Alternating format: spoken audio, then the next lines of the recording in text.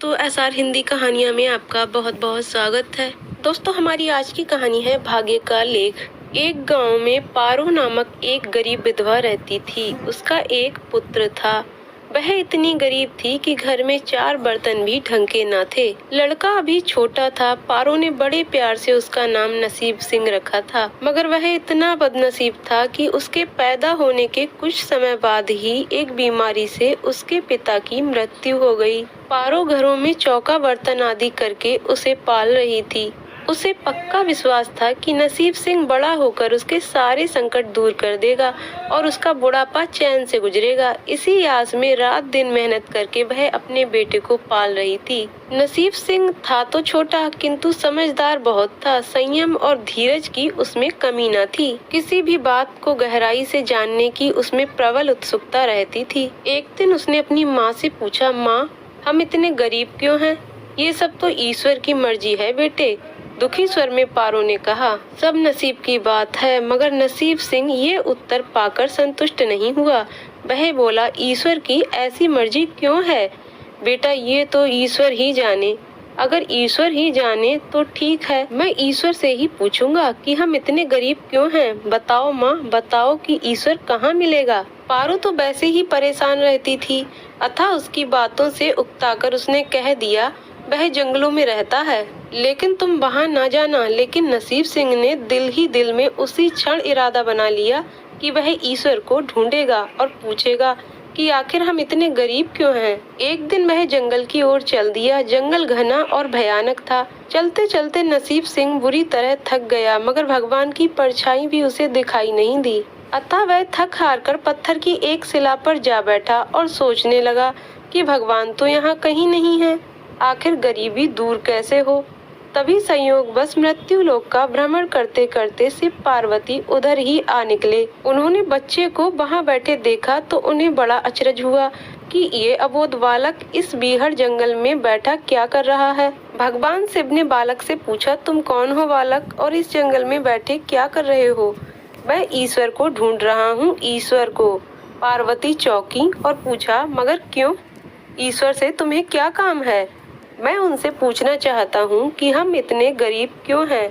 दूसरों की तरह हम पर भी भाग्य की कृपा क्यों नहीं है? नसीब सिंह ने निर्भीकता से उत्तर दिया। माँ पार्वती और भगवान शिव उस बच्चे का साहस देखकर बहुत प्रसन्न हुए। माँ पार्वती तो करुणा की सागर हैं।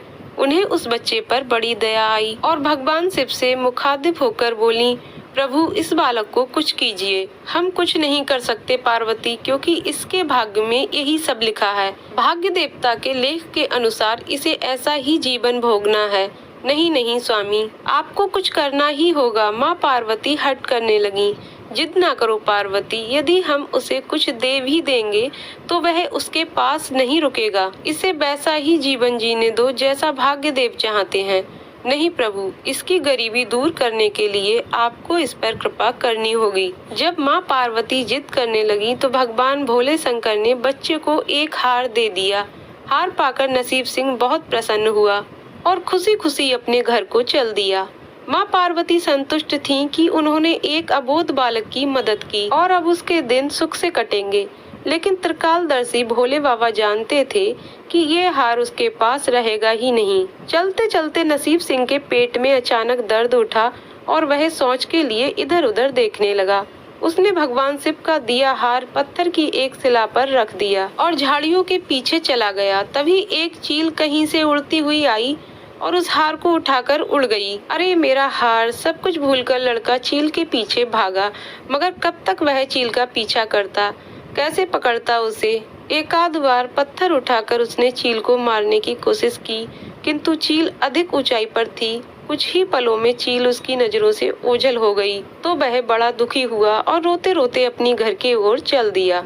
घर पहुंचकर उसने माँ को सारी बात बताई, मगर पारो को उसकी बात पर बिल्कुल भी विश्वास नहीं हुआ। हाँ, उसकी बात सुनकर थोड़ी सी उदास अवश्य हो गई, लेकिन नसीब सिंह माँ की उदासीनता देखकर हतोत्साहित नहीं हुआ। उसने मन ही मन निर्णय लिया कि वह कल फिर वहीं जाएगा और भगवान शिव पार्वती को अपनी विपदा सुनाएगा। उसका विश्वास था कि भगवान शिव उस धूर्त चील को अवश्य ही दंड देंगे।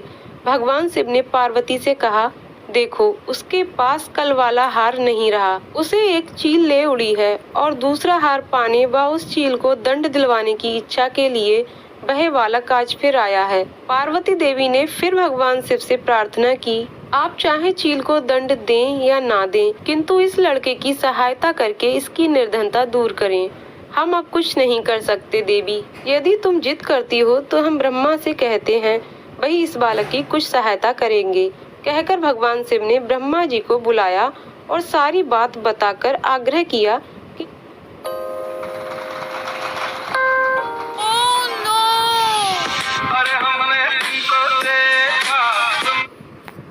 कि आप ही इसकी कुछ मदद करें। तब ब्रह्मा जी ने लड़के को हीरे की एक अंगूठी दे दी। लड़के ने अंगूठी जेब में रखी और खुशी खुशी अपने घर चल दिया। उसने सोच लिया था कि अब वह एक पल के लिए भी अंगूठी को अपने से अलग नहीं करेगा।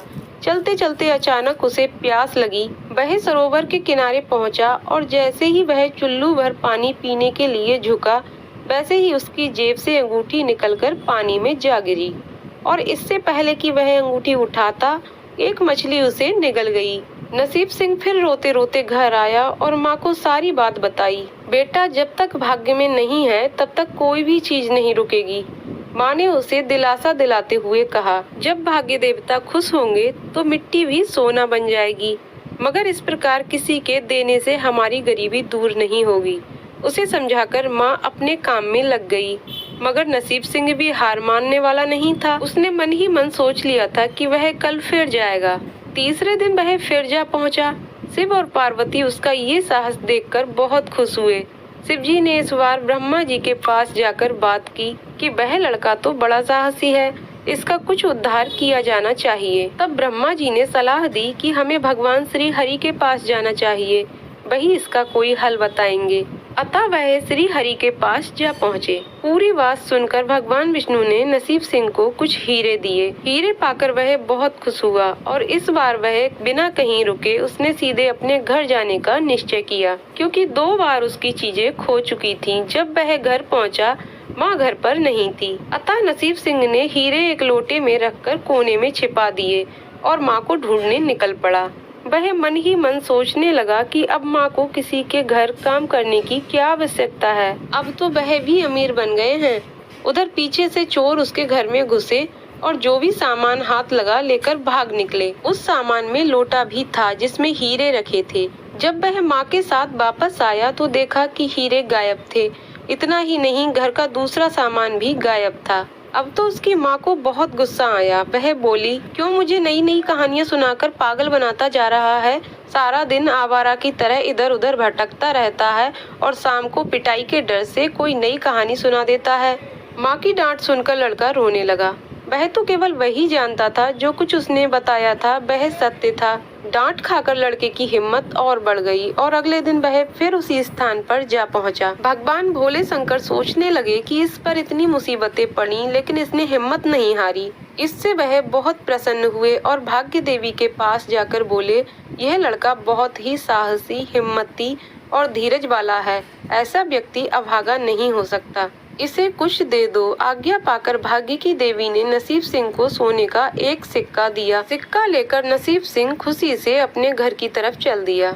जब उसने घर जाकर वह सिक्का अपनी माँ को दिया तो उसकी माँ बहुत खुश हुई। अब क्योंकि उन पर भाग्य देवी की कृपा हो गई थी, अतः सारे काम ही अपने आप शुभ होने लगे। दूसरे दिन एक मछली वाला उसके गाँव में मछली बेचने आया तो लड़के ने वही सिक्का देकर मछली खरीद ली। उसकी माँ ने मछली का पेट चीरा तो वह अंगूठी निकली जो ब्रह्मदेव ने उसे दी थी और जो उसकी जेब से तालाब में गिर गई थी।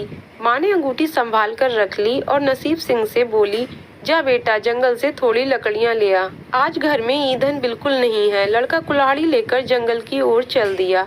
वहाँ जाकर जिस पेड़ पर लकड़ी काटने के लिए चढ़ा, वहाँ उसी चील का घोंसला था जो उसका हार उठाकर ले गई थी। लड़के ने देखा कि चील कहीं आसपास नहीं थी। नसीब सिंह ने अपना हार उठा लिया और जो भी थोड़ी बहुत लकड़ियाँ पेड़ के आसपास पड़ी थीं, वही उठाकर घर की ओर चल दिया। माँ हार पाकर बहुत खुश हुई। अब तो देखते ही देखते उनके दिन बदल गए। घर में किसी चीज का अभाव नहीं रहा। फिर ईश्वर की ऐसी करनी हुई कि चोर उसके घर से हीरे चुरा कर ले गए थे। उन्हें सपने में महादेव ने चेतावनी दी कि जो हीरे उस लड़के के घर से चुरा कर लाए थे, वे तुरंत वापस कर दो, वरना तुम्हारा सर्वनाश कर दूंगा। चोर उसी दिन हीरे उसके घर पर दे गए और अपनी गलती के लिए माफी भी मांगी।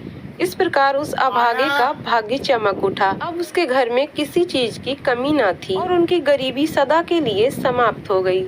इसलिए दोस्तों कहते हैं, भाग्य में लिखा रहता है वही होता है, मगर आप हिम्मत न हारें तो भाग्य का लिखा भी बदल सकता है। दोस्तों आपको कहानी कैसी लगी कमेंट करके जरूर बताइएगा। कहानी पसंद आई हो तो वीडियो को लाइक शेयर करें और चैनल को सब्सक्राइब